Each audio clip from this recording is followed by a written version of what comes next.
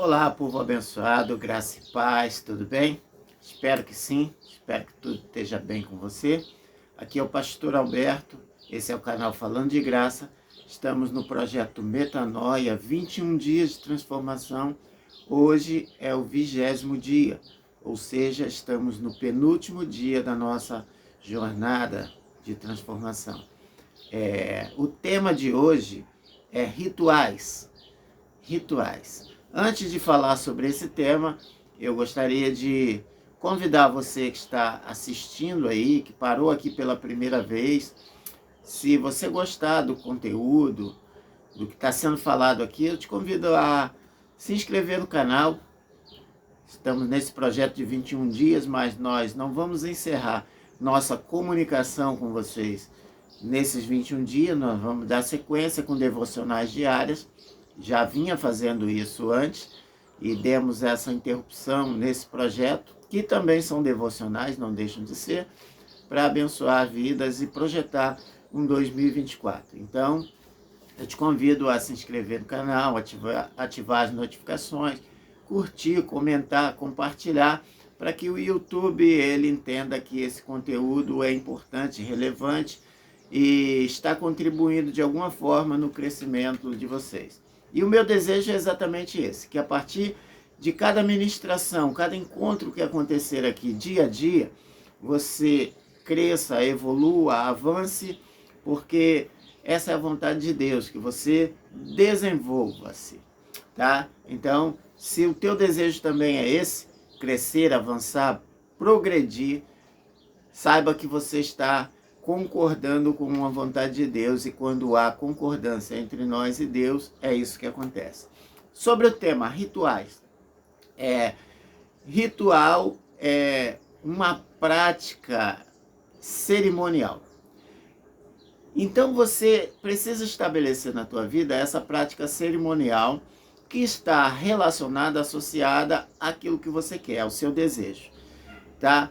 Então a gente parte de um pressuposto, de um entendimento. Qual o entendimento? Que existe um ser superior a nós, é o Criador, ele é grande, infinito, eterno, nós o conhecemos como Deus. Quem não conhece como Deus vai dizer que é o universo ou qualquer outra coisa, tá? Mas nós sabemos porque ele já se revelou assim, chamando-se ou se chamando de Deus. Ele é Deus. Eu creio nesse Deus criador de todas as coisas. E se queremos evoluir, avançar, desenvolver, precisamos estar conectados a essa natureza, a esse Criador. E um exemplo que eu gosto de usar aqui é exatamente da seguinte forma. Um peixe na água, ele sobrevive. Fora da água, ele morre. Por que ele morre? Porque ali não é o seu habitat. Ali não é a sua fonte de vida. A sua fonte de vida está na água. A água é o ambiente dele. Podemos pensar também sobre nós da mesma forma. Nós fomos criados a partir de Deus. É o que a Bíblia nos revela. Que Deus nos fez conforme sua imagem e semelhança, soprou em nossas narinas, estabeleceu ali uma conexão entre nós e ele, pelo Espírito que foi colocado em nós, pela alma vivente, tá? Então nós conectamos com Deus. Porque precisamos então de rituais para nos conectar novamente com o nosso Criador, com a nossa fonte de vida. Por quê? Segundo a Bíblia ainda, o homem desobedeceu a Deus e obedeceu a outra voz, e quando ele fez isso, ele estabeleceu agora uma nova natureza para ele.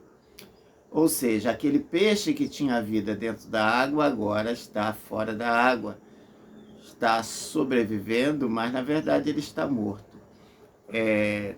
Espero que você entenda essa ilustração, eu não sou muito bom nisso, mas é mais ou menos assim. Então, o homem desconectado da sua essência, da sua origem, que é Deus, ele perde também a sua identidade e o seu propósito de vida. Muitas pessoas não sabem, na verdade, quem são e A autoafirmação de identidade delas é o que os outros dizem dela, ou o que ela pensa a respeito de si. Mas o que os outros dizem a respeito dela e o que ela pensa sobre si pode estar errado. Pode ser uma construção apenas de uma imagem ilusória. Foi o que o homem fez quando decidiu desobedecer a Deus. Ele estabeleceu agora um novo líder para ele. E esse líder é um líder que foi expulso da presença de Deus. Imagina alguém que foi expulso da presença da vida, agora determinando as suas ações. Então, crie rituais para quê? Para que você se conecte novamente com a sua essência, com o seu Criador, para que você saiba quem você é e o seu propósito, para que você foi criado. Estabeleça liturgias diárias. O que é uma liturgia? É um conjunto de práticas relativas ao culto religioso. Isso é uma liturgia. E isso deve ser feito diariamente, né? O que JB coloca no seu livro. Crie liturgias diárias. Tá? E quais são essas liturgias diárias? Se a liturgia são práticas de um culto religioso, a realização dessa liturgia dia a dia estabelece um culto diário a Deus.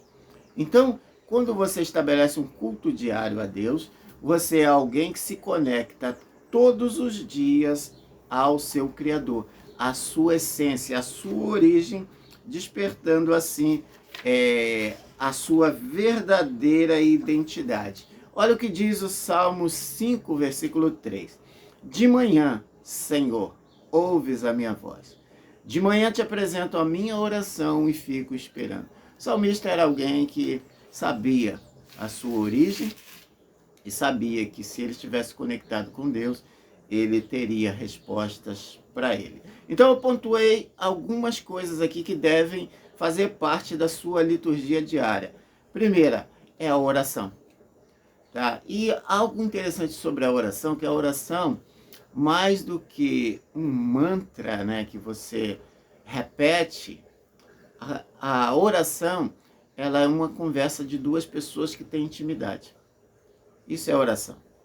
Então, quando você avança no conhecimento de Deus, estabelece como prioridade na sua vida crescer nesse relacionamento com Ele, você tem uma conversa mais fluida com Ele, você desenvolve essa conexão com Ele, e aquilo que você tem, Ele sabe, e aquilo que Ele tem, Ele compartilha com você.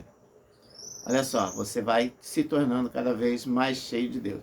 E interessante sobre a oração, todas as quintas-feiras lá na igreja em que eu sou pastor, a gente fala sobre oração e a gente ora. É interessante que a gente sabe pouco sobre a oração. Os próprios discípulos, quando andavam com Jesus, eles pediram ao Senhor, Senhor, ensina-nos a orar, como convém. Existe uma forma de orar que vai muito além de uma prática meramente religiosa. É exatamente essa intimidade com Deus que devemos ter. Então, a oração, ela vai estabelecer essa conexão com Deus, com o seu Criador, com a fonte. E se Ele compartilha através desse momento coisas dele contigo, você vai ser fortalecido, você vai ser instruído, sua mente será aberta, você vai ter direções, você vai ter conselhos do Senhor. E tudo isso são coisas necessárias para nós vivermos uma vida abundante, né? A vida que o Senhor preparou para nós. E o salmista, ele fala isso de manhã. Olha só, logo quando começa o dia, apresento a minha oração e fico esperando a sua resposta. Quanto à oração, tem algumas coisas que podemos fazer que vão potencializar e facilitar esse nosso avanço na comunhão e na intimidade com Deus. Uma faça o seu quarto de guerra. O que é o seu quarto de guerra? Olha só, nós estamos numa batalha.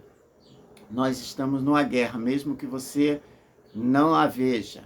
Existe uma guerra, uma batalha. E em 2 Coríntios 10, 4, Paulo ele diz para a igreja, ensina a igreja, que as armas da nossa milícia não são carnais. Não é o que você faz na carne, mas o que você faz no espírito que determina a vitória. As armas da nossa milícia não são carnais, mas são poderosas em Deus para destruir fortaleza e todo sofisma que se levanta contra o conhecimento de Deus. Olha só, conhecimento é relação, relacionamento, tá? Então, existem sofismas, ou seja, ideias, paradigmas que nos impedem de avançar nessa conexão, nessa comunhão com Deus. Elas só serão quebradas com as armas da nossa milícia. E eu poderia dizer aqui duas armas da nossa milícia que são poderosas em Deus: a oração e o jejum, tá? Então, quando nós avançamos nessa comunhão com Deus através da oração e do jejum, nós somos fortalecidos e essas armas que são poderosas em Deus, elas são poderosas para destruir toda a fortaleza mental, coisas que estão na nossa mente, que foram plantadas na nossa mente, que são enganos, que são mentiras, que acreditamos nela. Então, quando começamos a orar e jejuar, essas fortalezas são destruídas. Para quê? Para que penetre o reino de Deus. Quando falamos sobre fortalezas, temos que ter a ideia de reino, né? Então, um reino estabelecido, agora vem um outro reino que, através da oração de jejum, derruba essas fortalezas e toma o reino, ou seja, a nossa mente. Precisamos ser tomados pela mente do Senhor. O reino do Senhor precisa fincar as suas bandeiras no território da nossa mente para que possamos experimentar a boa, agradável e perfeita vontade de Deus.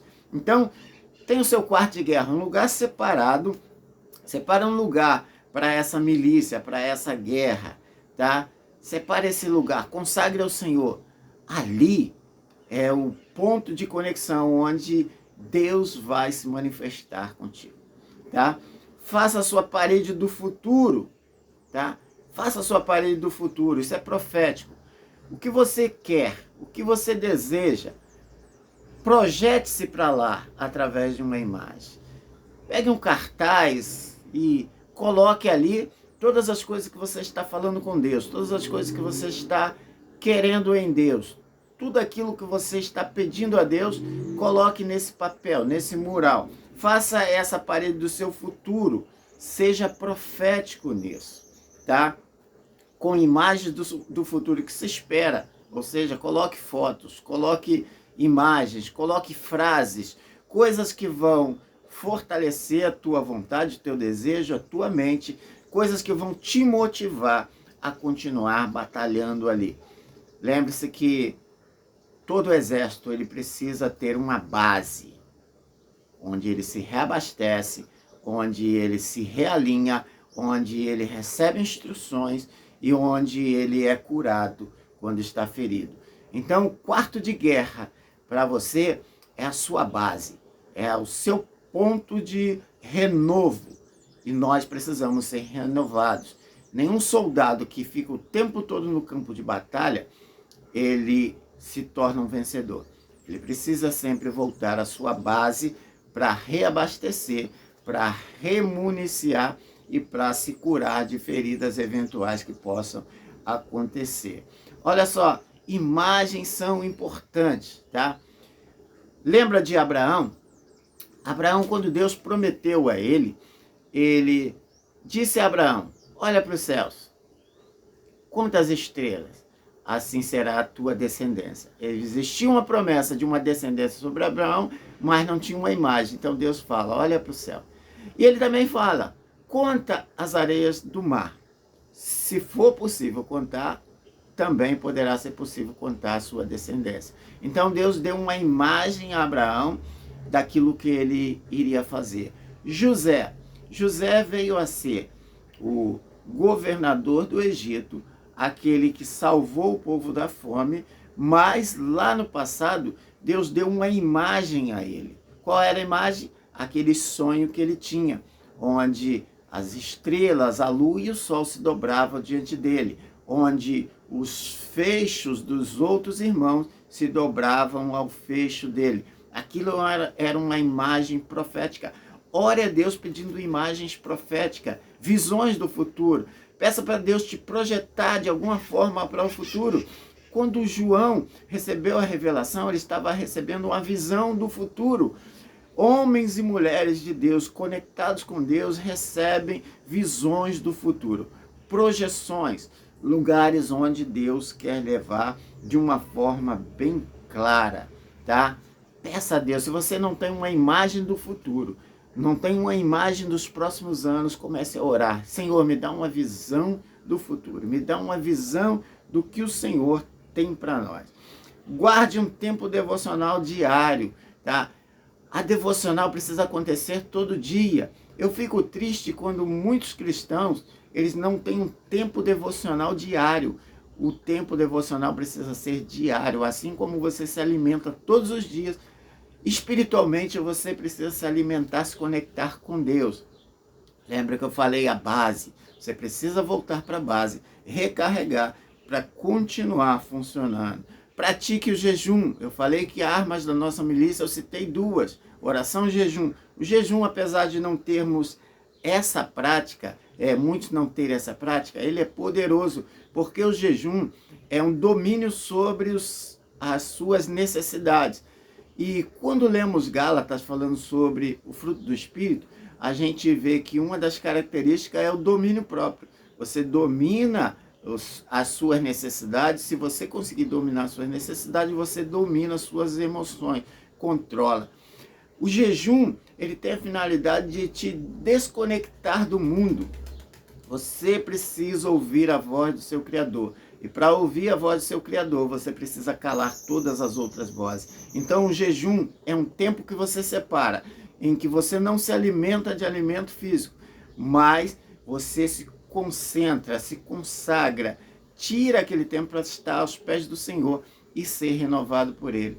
Quando você faz isso como uma prática, você fica mais sensível à voz de Deus, às instruções do seu general, e certamente você vai ser um vencedor.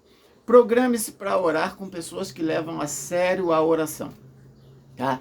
Dentro do teu universo, né, de relacionamento, certamente existem pessoas que são poderosas em oração, que levam a oração a sério, que creem no poder da oração, e normalmente essas pessoas são pessoas que têm o poder de mover os céus.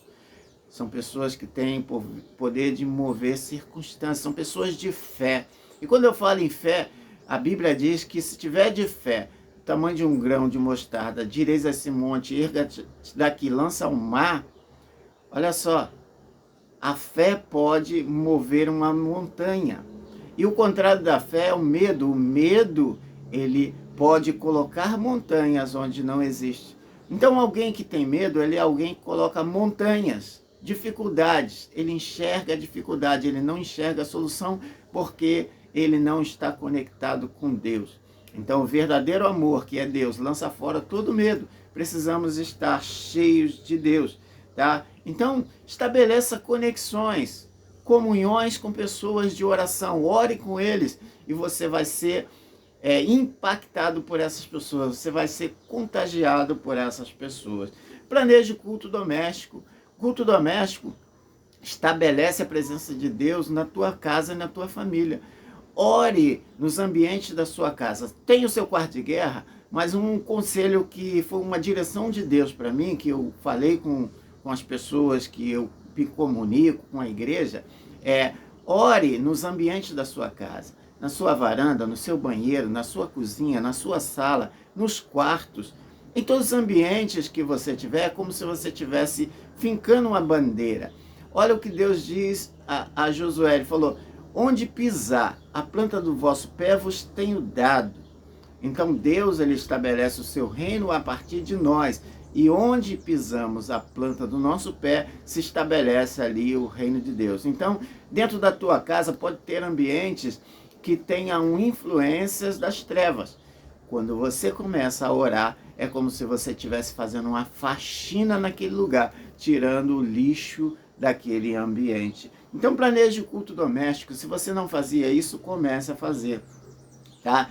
Então, troque programas irrelevantes, uma outra coisa, pela comunhão com o Senhor. E eu lembro aqui, a partir desse ponto, sobre Marta e Maria. Jesus estava na casa de Lázaro, Marta e Maria ali, e Marta preocupada com os afazeres da casa, vai reclamar com Jesus. Jesus fala, ela escolheu a melhor parte, que era estar com ele, receber os ensinamentos dele. E isso não vai ser tirado dela.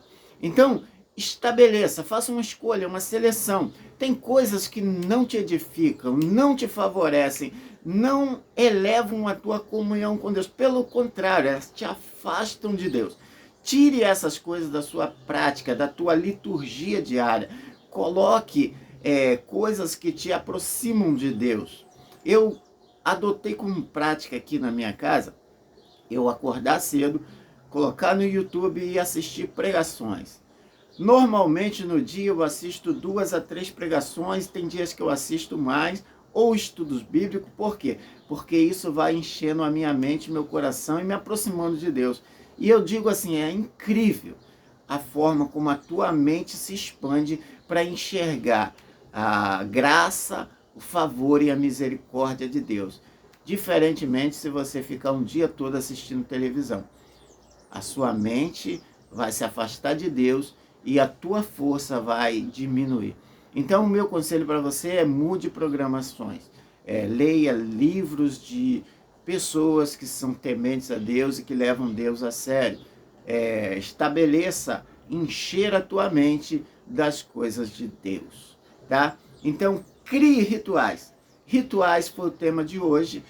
Espero que você rumine isso, né? Pense nisso, medite nisso durante o dia e, se Deus permitir, amanhã nos vemos novamente. Fica na paz, tenha um dia abençoado.